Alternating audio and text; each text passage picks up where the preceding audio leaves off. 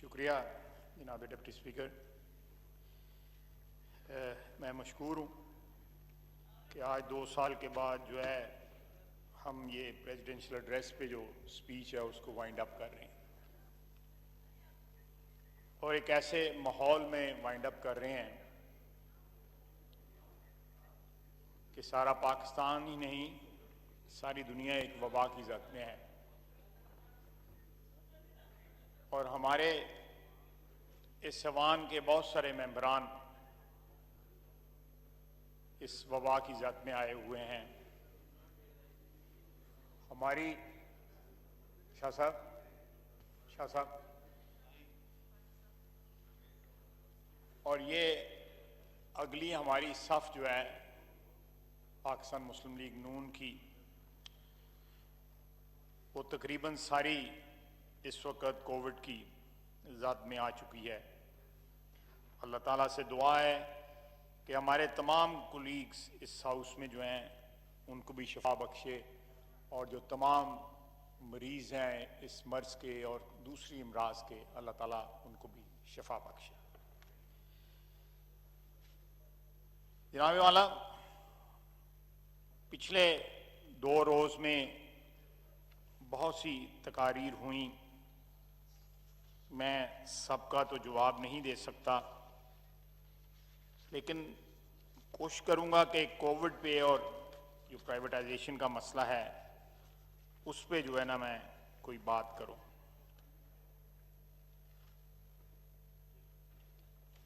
मैं जो हुकूमत की जो पॉलिसी है कोविड पे, उसका जो है 17 मार्च से लेकर आज तक जो है एक समरी पेश करता हूं उनकी पॉलिसी की हुकूमत। उसके बाद जनाब स्पीकर आप बता दीजिएगा कि इस पॉलिसी का क्या मतलब आपने निकाला है। 17 मार्च को प्राइम मिनिस्टर साहब ने कहा कोरोना एक आम फ्लू है, आएगा और चला जाएगा, थोड़ी सी चीज पर टेस्ट कराने चले जाएं, ये ठीक नहीं है, घबराना नहीं। उसके बाद फिर मार्च में उन्होंने कहा ये मुल्क लॉकडाउन का मुतहम्मिल नहीं हो सकता, लोग भूखे मर जाएंगे।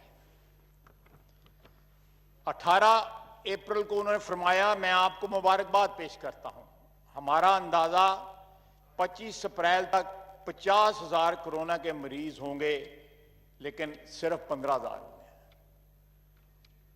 1 जून को उन्होंने कहा मैं जैसा चाहता हूं वैसा लॉकडाउन नहीं हुआ। 3 जून को उन्होंने कहा कि दुनिया भी सोच रही है कि हमारी तरह स्मार्ट लॉकडाउन करना चाहिए था।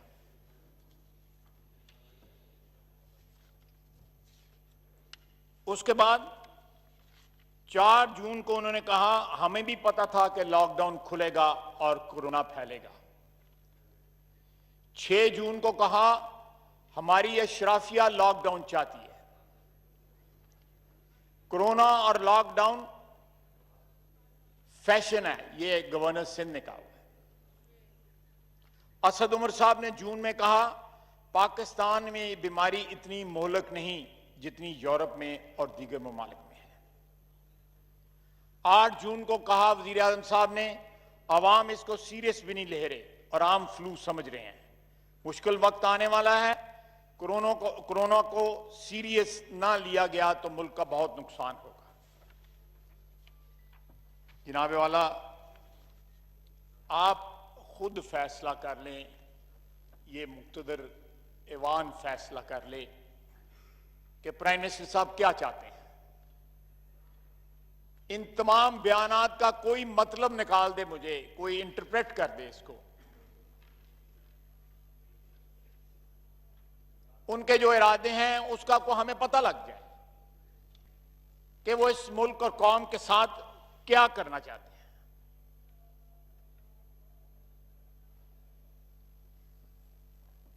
जनाब वाला, 15 मई को लास्ट मंथ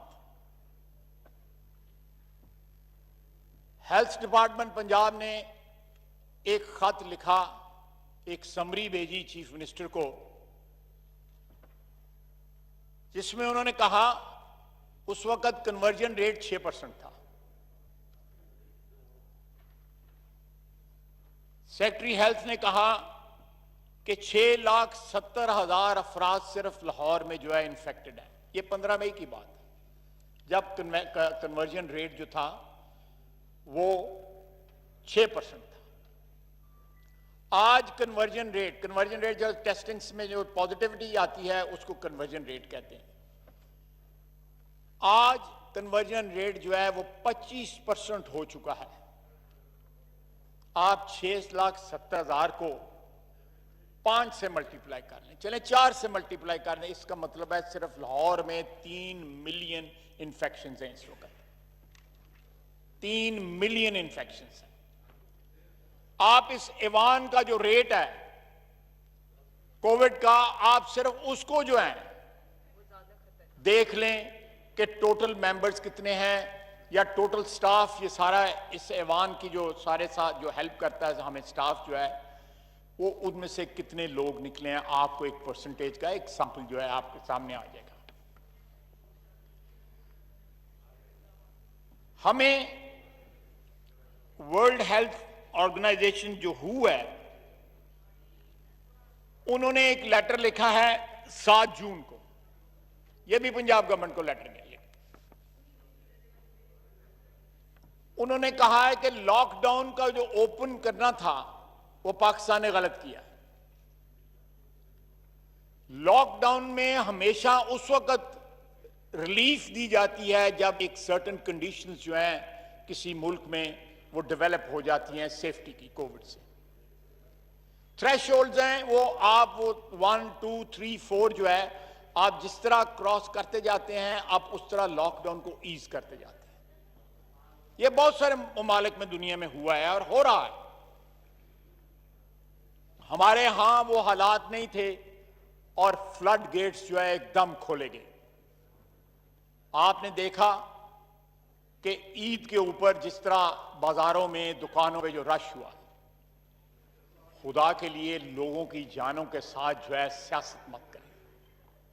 वोटों की सियासत इस वबा के ऊपर ना करें। मेरी इस्तदा है, ये वोटों की सियासत है जो हमें ले बैठी है कि आज जो है रोजाना 5 से 6,000, मेरा है लेटेस्ट जो है 5,500 जो है वो हर रोज जो है 5,500, 6, पौने 6,000 जो है कल के परसों जो है वो नंबर था।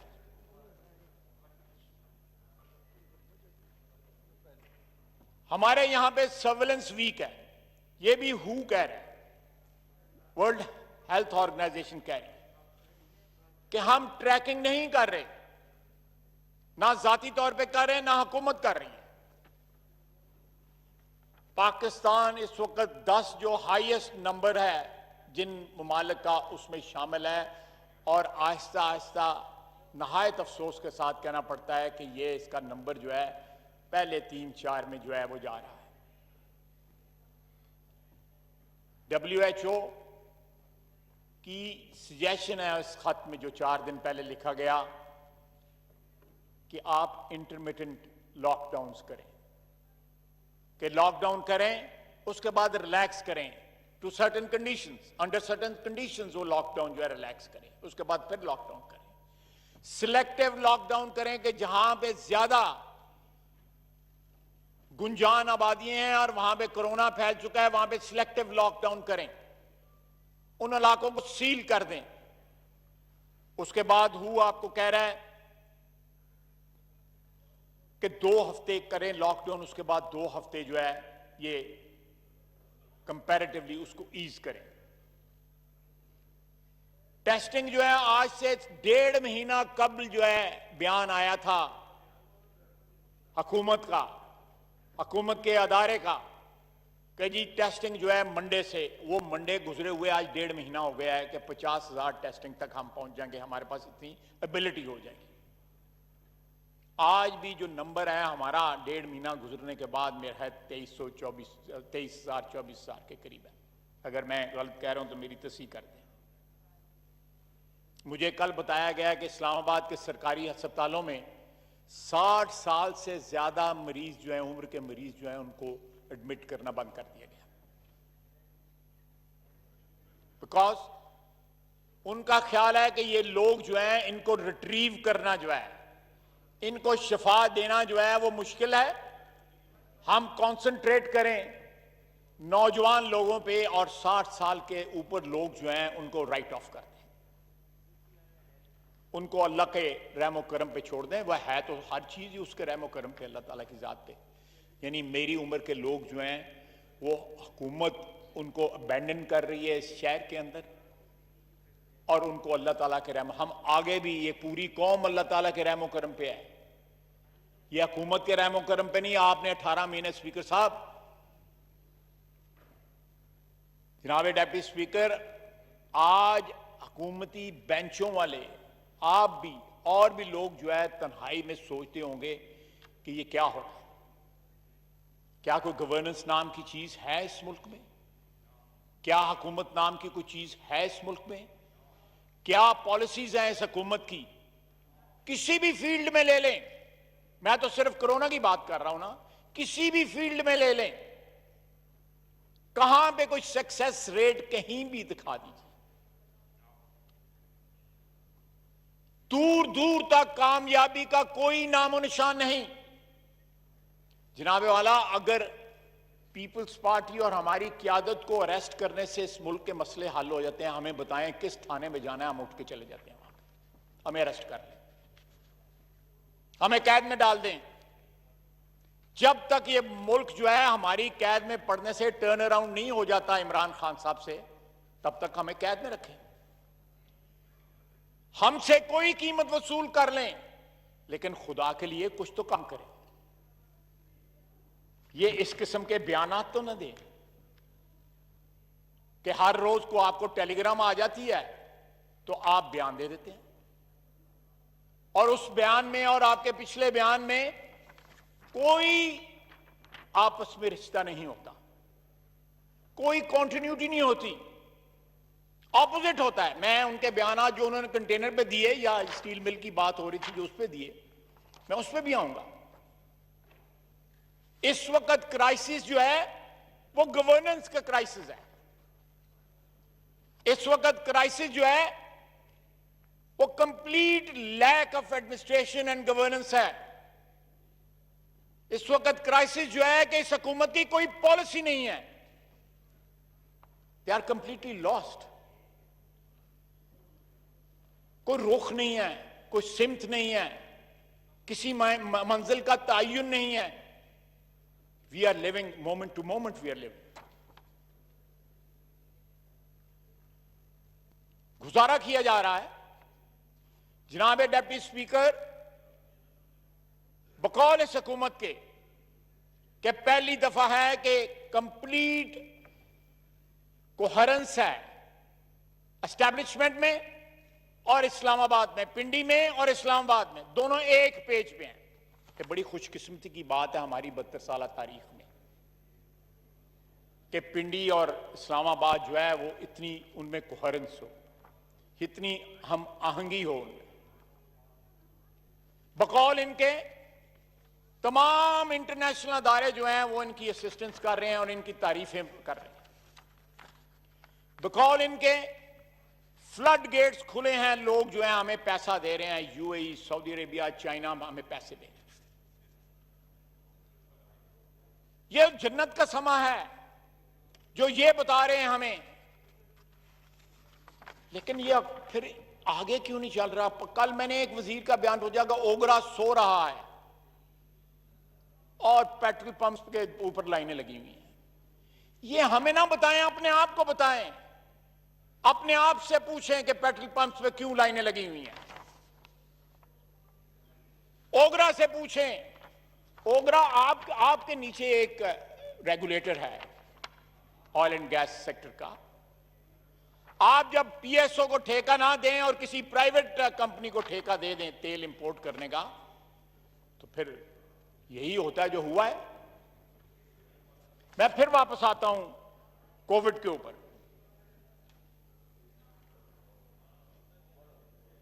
जनाब वाला, कल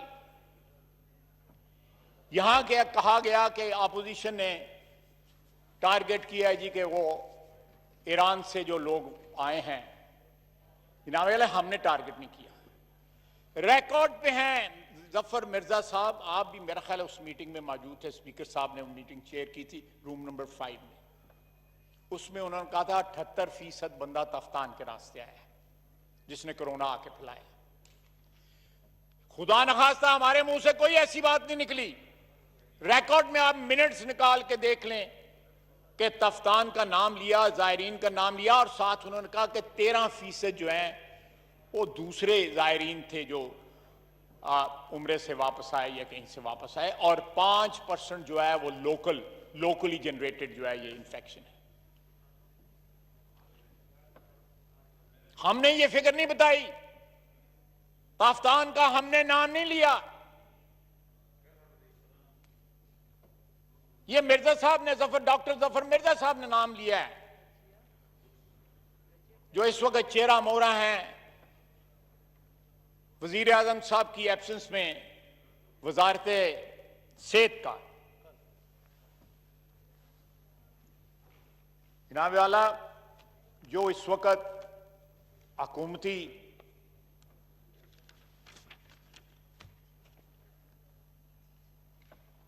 ऑफ द रिकॉर्ड जो बात करते हैं कि जिस तरह खजा में पत्ते, अल्लाह ताला से दुआ है कि ये गलत साबित हो कि जिस तरह खजा में पत्ते गिरते हैं इस तरह इंसानी जानें जो हैं इस मुल्क में जाएंगी कोरोना की वजह से।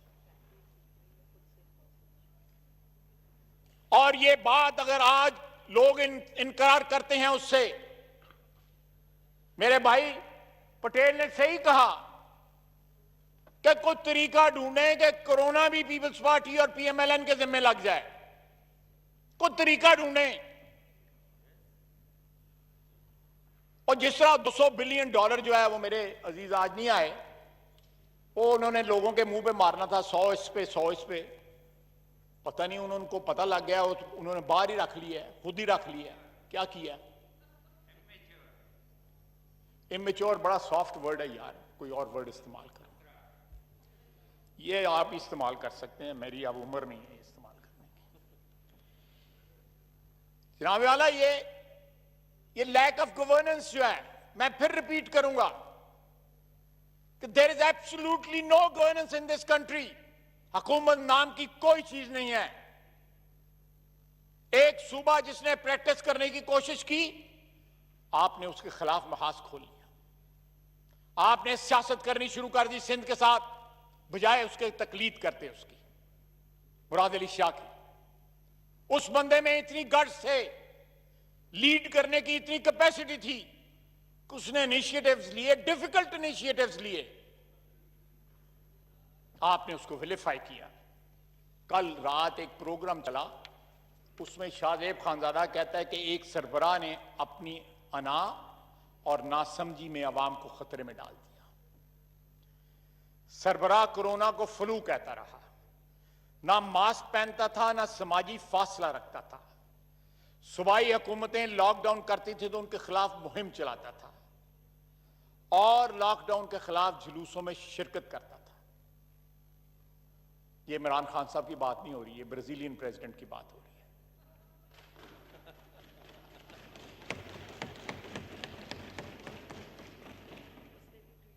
अगर कोई मुमासलत है तो मैं माजरत खा हूं। मेरा मतलब है कोई मिलता जुलता केस अगर हमारे यहां पाकिस्तान में भी है तो मैं उसकी माजरत कर लेता हूं। जनाब वाला, मैं बात तो लंबी नहीं करना चाहता, बजट का इजलास है और मौके भी आएंगे और भी दोस्त जो हैं मेरे इस पे बात करेंगे, लेकिन मैं प्राइवेटाइजेशन पे बात करूं। मैं रिकॉर्ड पे लाना चाहता हूं, ये नवीद कमर साहब बैठे हुए हैं, मैं यहां पे मौजूद हूं, हम दोनों चेयरमैन प्राइवेटाइजेशन कमीशन रहे हुए हैं।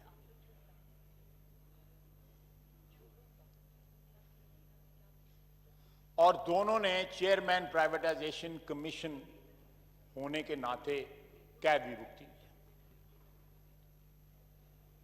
नैब 16 नवंबर नैब ऑर्डिनेंस 16 नवंबर 1999 को लागू हुआ था। एम आई राइट शाह साहब? हम ऑलरेडी कैद थे, हमें उसमें बुक कर लिया गया। हम दोनों ने अपनी पार्टियों को बड़े तरले लिए कि इस कानून में तब्दीली लाई जाए। पीपल्स पार्टी ने ज्यादा किए, हमने कुछ चंद लोगों ने, 2-4 बंदों ने कहा। लेकिन किस्मत में था कि यह कानून जो है जनरल मुशर्रफ का बनाया हुआ, मैं गलतफहमी दूर करना चाहता हूं, ये किसी सियासी जमात की हुकूमत ने नहीं बनाया था।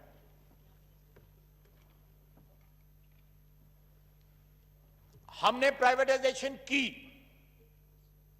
पीटीसीएल की इंतहाई अच्छी ट्रांजैक्शन जो है हमने उसको स्टार्ट किया, फाइनेंशियल एडवाइजर अपॉइंट किया, ट्रांजैक्शन जो है पीपल्स पार्टी ने की। एम आई राइट? हमने सारे बैंक प्राइवेटाइज किए। ये जितने बड़े बड़े बैंक हैं इनको हमने प्राइवेटाइज किया। ये बहुत बड़ी ट्रांजैक्शन थी, बैंकिंग इंडस्ट्री को प्राइवेटाइज करना, टेलीकॉम को प्राइवेटाइज करना, बहुत बड़ी ट्रांजैक्शन थी। मेरा ख्याल है पीटीसीएल की $10 बिलियन की ट्रांजैक्शन थी, if I am not wrong. किसी जगह एहतजाज नहीं हुआ। अगर कल कोई समझता था, जो लोग मुकर्रर यहां से आए कि हम प्राइवेटाइजेशन के खिलाफ हैं, हम प्राइवेटाइजेशन के खिलाफ नहीं हैं।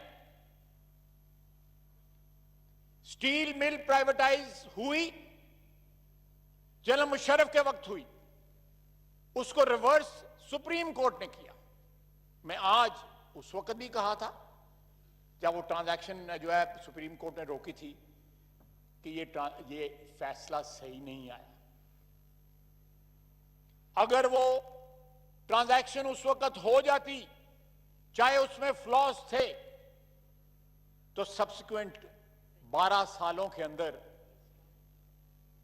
वतन अजीज को सैकड़ों अरबों डॉलर का नुकसान, रुपयों का नुकसान न उठाना पड़ता है। अगर आज मुलाजमीन को एक अच्छा सेवरेंस पैकेज मिल रहा है, सेफ एग्जिट नहीं कहते उसको सेवरेंस पैकेज कहते हैं। मैं ठीक कह रहा हूं वीर कमर साहब? Golden action, that's a more appropriate word. अगर उनको मिल रहा है तो अच्छी बात है। अगर वहां पे लोग जो है सेटिस्फाइड हो गए, घर जाते हैं, बड़ी अच्छी बात है। हम चाहते हैं कि ये जो जनाजे हैं पब्लिक सेक्टर में ये प्राइवेटाइज हों, ये आगे चलें, गवर्नमेंट को रेवेन्यू दें, गवर्नमेंट के लॉसेस जो हैं उनकी जगह जो है गवर्नमेंट का रेवेन्यू जो है वो आना शुरू हो जाए। इसी तरह हम पीआईई की प्राइवेटाइजेशन के भी खिलाफ नहीं हैं, या उनकी होटलों की प्राइवेटाइजेशन के भी खिलाफ नहीं है। एयरपोर्ट की जो है आउटसोर्सिंग, उन पे भी हम खिलाफ नहीं है। Let me speak on behalf of my own party and I think even peoples party will endorse that. लेकिन खुदारा आज जिस माहौल में आप इसको प्राइवेटाइज करने जा रहे हैं, इन अदारों को, एयरपोर्ट्स को या पीआईए के होटलों को, कल मेरे भाई गुलाम सरवर खान साहब वजीर जो है एविएशन के, उन्होंने कहा कि एविएशन इंडस्ट्री वर्ल्ड वाइड $350 अरब का नुकसान कर चुकी है। एक बहुत बड़ी एयरलाइन हमारे मुल्क में, उनका बहुत ज्यादा ऑपरेशन है, उन्होंने 600 पायलट्स निकाले हैं और 6000 अपने मुलाजमीन टर्मिनेट किए। और साथ एविएशन मिनिस्टर ने कहा कि aviation industry is under stress, ये लफ्ज इस्तेमाल हो किया। आप इस माहौल में अपने एयरपोर्ट जो है आउटसोर्स करने जा रहे हैं। जरूर करें, वेट करें कि 6 महीने साल के बाद मार्केट रिवाइव हो जाए, आप अच्छी मार्केट में अच्छी कीमत ले सकें। अच्छे बायर्स आए। इसी तरह होटलों को आप जरूर लीज पे दें, कोई ट्रांजैक्शन उनकी करें। और दोस्तों ने भी बोलना है, मैं बात कर रहा था जनाब डिप्टी स्पीकर के कि ट्रांजैक्शन जरूर करें, ट्रांसपेरेंट करें, और साथ जो है मार्केट जिस वक्त हाइट पे हो उस वक्त करें, ताकि आपको प्रोसीड्स जो हैं वो ठीक मिल सके। एक कमेटी बनाई गई है जो इस को लुक आफ्टर करेगी। बुनियादी तौर पे जो प्राइवेटाइजेशन का कानून है, आप 100% ट्रांजैक्शन जो है प्राइवेटाइजेशन के कानून के मुताबिक जो है प्राइवेटाइजेशन कमीशन के जरिए कर सकते हैं, उसको बाईपास नहीं कर सकते। यहां पे एक कमेटी बनाई गई है कॉमर्स मिनिस्टर साहब की, एविएशन मिनिस्टर साहब की, और जुल्फी बुखारी साहब हैं जो स्पेशल असिस्टेंट हैं। मुझे कॉमर्स मिनिस्टर के कमेटी में होने पे, अगर वो प्राइवेटाइजेशन कमीशन उस कमेटी में उनको इंक्लूड करता है कमेटी बना के, तो कोई इतराज नहीं। Is a fair man Razak Dawood Sahab. Aviation minister हमारे कोलीग हैं गुलाम सरवर खान साहब, पिछले 30 सालों से मेरे कोलीग हैं, मुझे कोई इतराज नहीं है। जुल्फी बुखारी साहब जिस महकमे को चलाते हैं ओवरसीज पाकिस्तानी, वो ओवरसीज पाकिस्तानी खुद किस तरह बने। 1983-84 में जो वारदात हुई उसकी तारीख निकालने आपको पता लग जाएगा कि वो किस तरह ओवरसीज पाकिस्तानी बने, या उनका जो खानदान किस तरह ओवरसीज पाकिस्तानी बना। उनका इस ट्रांजैक्शन में शामिल होना जो है इस ट्रांजैक्शन पे जो है सवालिया निशान बनाते हैं। वो रियल एस्टेट का कारोबार करते हैं, लंदन में इनकी कंपनीज हैं, अवेलेबल है इस वक्त वेबसाइट्स के ऊपर कि किन किन कंपनीज में वो डायरेक्टर हैं या डायरेक्टर रहे। इस ट्रांजैक्शन को मैंने एविएशन मिनिस्टर साहब यहां बैठे होते, बाबर गवान साहब दुआएं, मैंने उनको कहा था अपना नाम ना खराब करें, आपके जिम्मे कोई बात नहीं है पिछले 30 साल के कैरियर या 35 साल के कैरियर में। अच्छे बिजनेसमैन है रज़ाक दाऊद साहब, जिनके साथ वो खड़े हैं, या अपना सरवर खान साहब जिस पार्टी के साथ हैं, हमारे इख्तलाफ आता है, बेशुमार इख्तलाफ आता है। We totally 100% disapprove of the party, लेकिन they are in bad company, their decision, I have no problems with that. लेकिन वो तो बैड कंपनी में है, खुद ठीक है, लेकिन ये Zulfi Bukhari himself is a bad company. इनको जिस ट्रांजैक्शन में भी आप डालेंगे उस ट्रांजैक्शन पे वही सवालिया निशान आएंगे जो लोगों की भर्तियों पे 1983-84 में आए थे, और फिर सजाएं हुई थी, और फिर इनको मुल्क से भागना पड़ा था। प्लीज, यहां पे सियासी वर्कर बैठे हुए हैं, किसी का वेस्टेड इंटरेस्ट नहीं है, मेरे कोलीग्स हैं, मैं उनका एहतराम करता हूं। ये गैर सियासी लोग जिनका इस सिस्टम में कोई स्टेक्स नहीं है, जिनका कुछ दाव में नहीं लगा हुआ, वो एक ब्रीफ केस लेके आए हैं।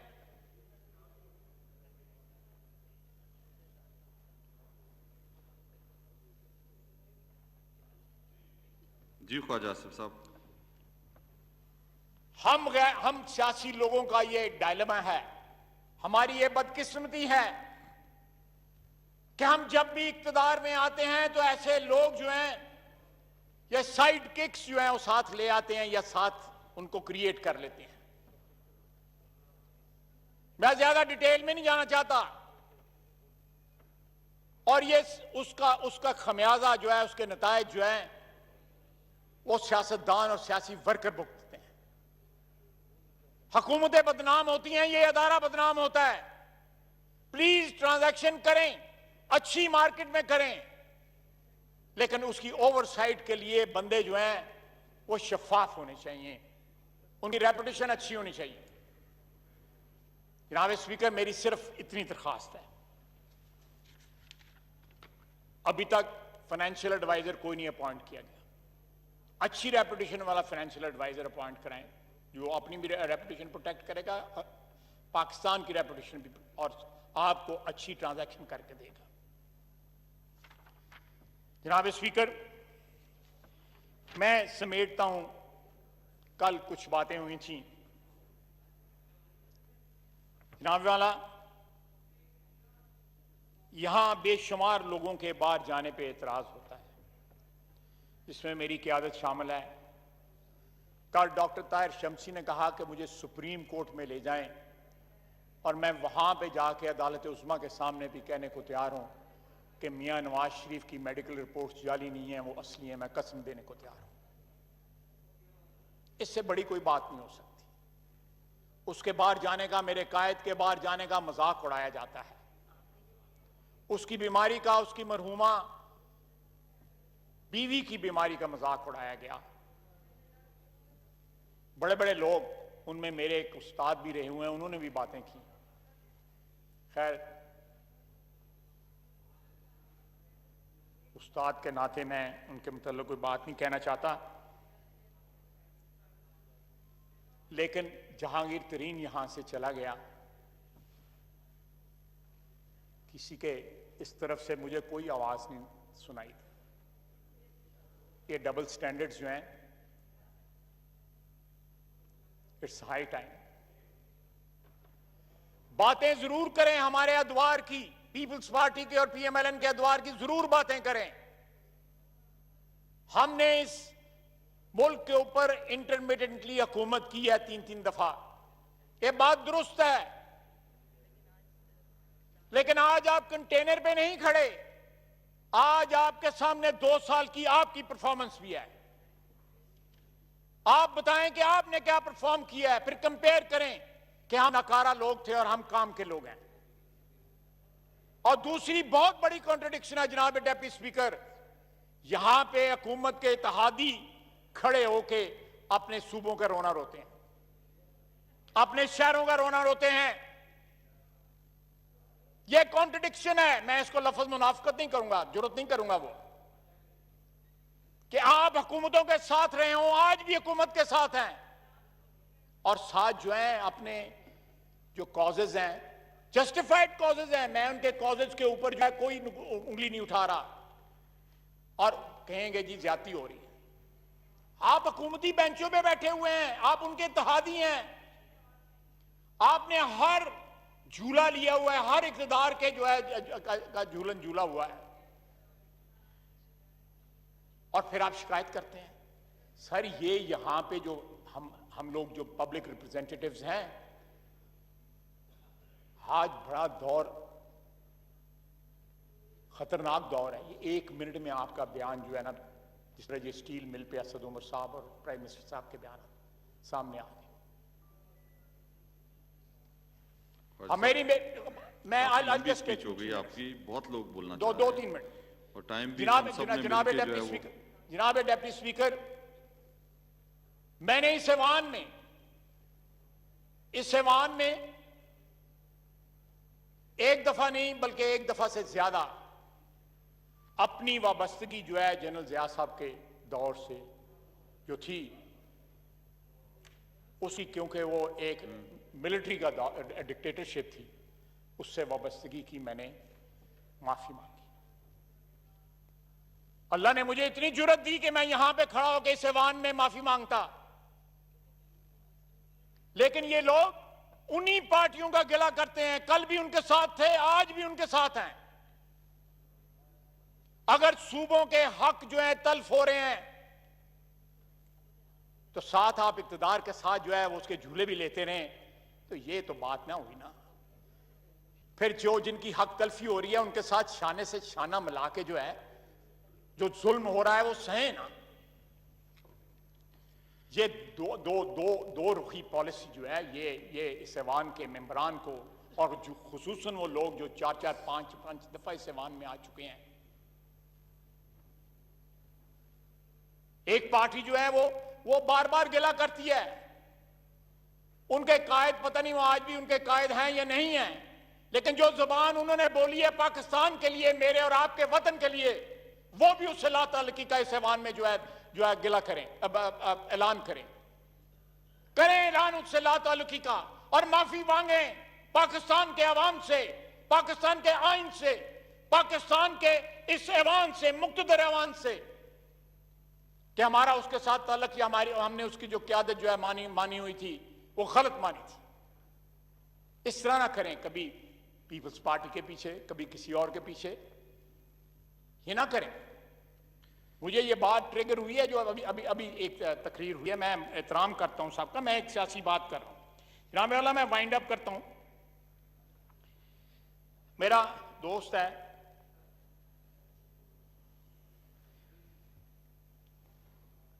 परवेज रशीद, उसने परसों ट्वीट किया, उसने कहा कि सारी दुनिया में पेट्रोल जो है वो बायर्स के पीछे भाग रहा है, हमारे मुल्क में पेट्रोल को जो है वो बायर्स ढूंढ रहे हैं और वो नहीं मिल रहा। और इसकी भी जिम्मेदारी कबूल करने को लेते आने के सस्ती तरीन मार्केट कई दहाइयों में हुई है और हमारे मुल्क में पेट्रोल नहीं। ये मिस गवर्नेंस की एक बिल्कुल लेटेस्ट शाकार है पिछले 3-4 दिन के अंदर या 8-10 दिन के अंदर।